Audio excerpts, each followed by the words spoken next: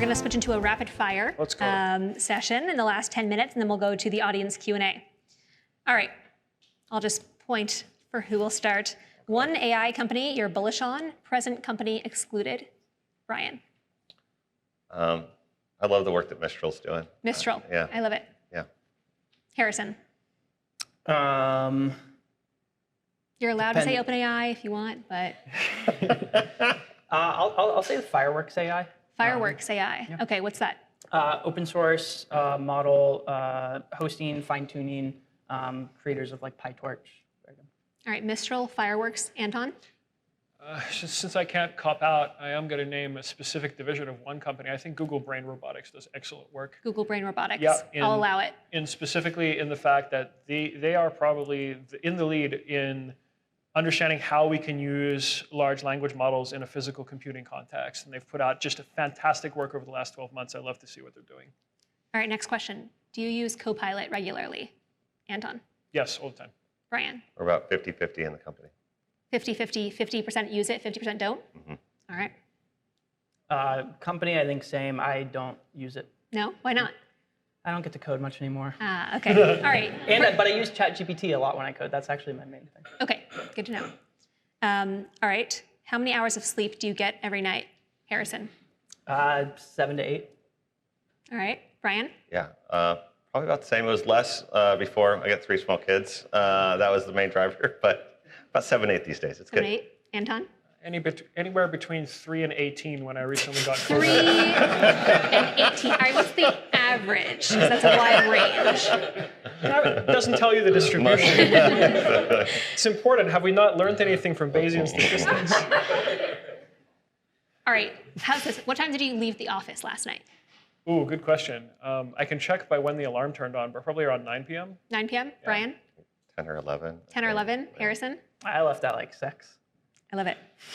Doesn't mean any of us stopped working. Yeah. Work smarter. Fair Yeah. enough. Fair enough. The fair food enough. is in my house. Yes. I have to go there. Do you work weekends, Anton?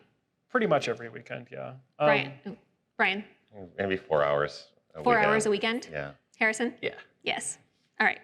In your experience, from a scale of 1 to 10, how similar is the Silicon Valley SF life you experience from the TV show Silicon Valley? It's 100%. 10 being accurate. the exact same. It's 100% accurate. 10. 0. Brian. I live out in the country outside of 0. Sacramento. Doesn't Yeah. experience it. Harrison? 8 or 9. 8 or 9. One of the best things about that show, watch that show in mixed company. And when I say mixed company, I mean watch it with a person who's done a startup in Silicon Valley and San Francisco and someone who's never been in this whole ecosystem. You will laugh at different jokes. It's the most bizarre thing. I watched it before, like coming here, and then I rewatched it like last year, and it hits different. Yeah. I don't even like watching it. It's like too real. It's too much. Favorite open source model? Brian? I'll stick with Mistral. Mistral. Yeah. Anton? Yeah, I mean, look, probably the fine-tuning stuff getting done with the retrievers in Mistral right now. Mistral? Yeah. Harrison? Probably Mistral. The Llama 3 is dropping soon, Zuck. It's going to be okay. I'm still your friend. What editor do you use? Anton? VS Code. VS Code. Brian? None. What editor does your team use mostly? I have no idea. No idea. Harrison? PyCharm. PyCharm. In 5 years, will the gap between OpenAI and the next best model provider be bigger or smaller than it is today? 5 years, you said? 5 years. Smaller. Smaller. Brian? Smaller? Smaller. Smaller. If you weren't building your company, what would you be doing? Harrison? I'd be building an application company, probably something that uses like long-term memory or something like that. Okay, this is very specific. Tell us how you got to this. There's a free, the number 2 complaint about character AI, besides the not safe for work thing, is that it forgets things about you. And I think people really want that. And so, yeah, I think some sort of, I don't know if it's chatbot, I don't know if it's like an advanced journaling app or something like that, but yeah, I'd want to go build that. All right. Brian? I don't have a good answer for this. This is too hard. I've done like so many different things in my career. I've worked at like CIA, I've done investment banking, I've done this. I love this space right now. It is so much fun. I would be doing something else in this space, but something in the NLP world or in multimodal models, I wake up every day. I'm like, it's so exciting. Like this is such a cool time. So something Why in the is space. that? Why are you so excited right now? It's moving so fast, and there's so much. It's not being driven by big companies. Big companies are enabling it, but like it's being driven by like thousands or tens of thousands of folks or hundreds of thousands globally, and like it's so exciting like to witness. And so I don't think we've ever seen anything quite like this. So we're going to look back in 20 years, and this is a really special time. I love it. Anton? Look, the sort of the comedy meme answer is I'd probably go on a vision quest and figure out vision what quest. to build. Yeah. But realistically, I think that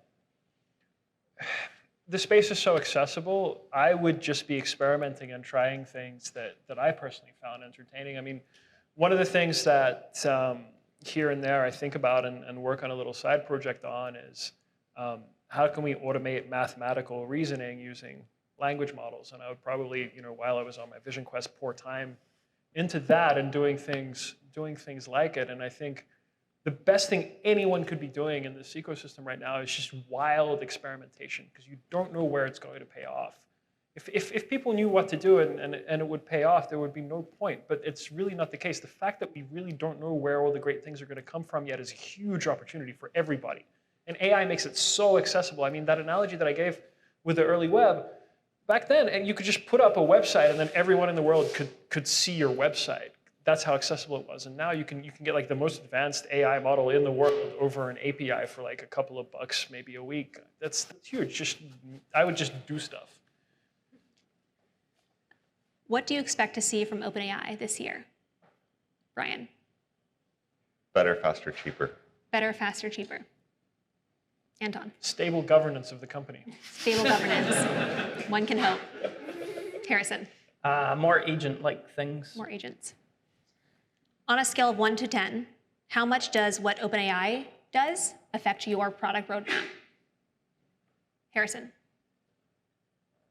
8, 8, 9. 8 or 9. Brian? Like a 2 or a 3. 2 or 3? I think, anything that they're doing specifically doesn't really impact us. But it was great to see at Developer Day where they gave this talk, which they called, I think it was something like improving LLM performance, and 80% of that talk was like things you need to do for your retrieval system to make it work better. And for us, that was enormously validating because, of course, it's like, well, we've been saying this. So we pretty much stay the course, and it's more like, I don't know, maybe what Chrome is doing influences OpenAI. I should have had that question in here. I love it. What's one of the best pieces of advice you've gotten, either in your founding journey or just your life? Brian? My father-in-law gave this to me a few years back. He's like, bet on yourself and bet on yourself early. And I had never done anything entrepreneurial before. And that was really formative for me and kind of like giving me the confidence to go and give this a shot. Yeah, bet on yourself. Yeah. Anton? Yeah, one of our investors, Nat Friedman, said to me, before you do the radical thing, you got to get permission from your users, which means like, have these big ambitious goals for what the future could be like, but make sure that the people you're building for support you in doing that, right? And you got to deliver something that they want now, which is why we spent 12 months calling Chrome a vector database, because we're not. We're a retrieval company for AI. But in order to get it into people's hands, we had to call it a vector database. So, Harrison, best piece of advice? I think my parents have always told me to, do something that I enjoy doing, and I love what I'm doing right now. So. Nice. All right. Flipping it, worst piece of advice you've got. Harrison? Worst piece of advice.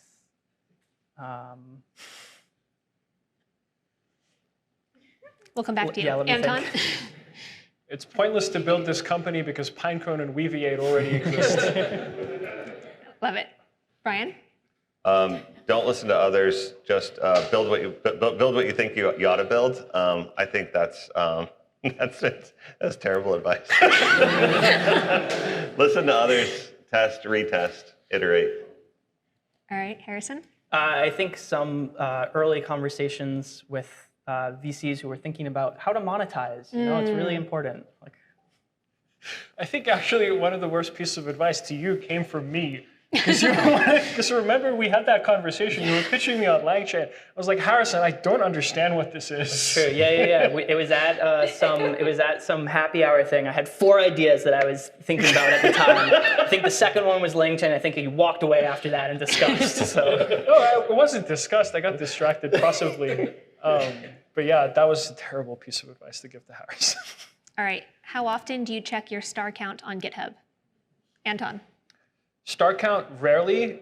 Python downloads, daily. Daily. All right. Brian? We were covering a lot until we realized we weren't going to get a lot of GitHub stars, so not a lot. And so it's a lot of other metrics are really important today. All right. Harrison? Similar to Anton, I think Python downloads like every few days. GitHub stars, not really. All right. Policy making, regulation in AI, of large language models.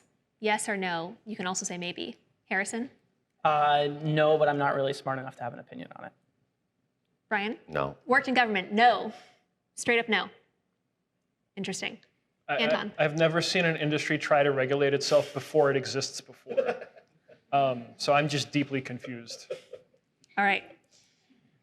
Last questions, and then we'll go to the audience questions. In 5 years, will there be more or fewer software engineers than there are today?